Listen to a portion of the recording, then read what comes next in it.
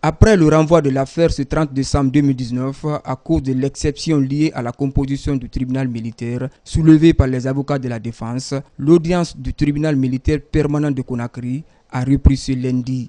À la barre des accusés de l'attaque du magasin d'armement, de munitions et du ravitaillement du bataillon spécial des blindés du camp Alpha Yaya Diallo, complot, vol aggravé, incitation à la rébellion, détention illégale des armes et participation aux associations de malfaiteurs sont entre autres charges portées à leur encontre.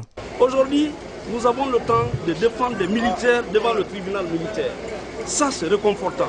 Nos clients rejettent systématiquement toutes les charges articulées contre eux. Et nous allons soutenir cette thèse, cette position. Nous allons persuader les magistrats que ce sont des innocents qui ont été arrêtés et qui ne méritent pas d'être arrêtés.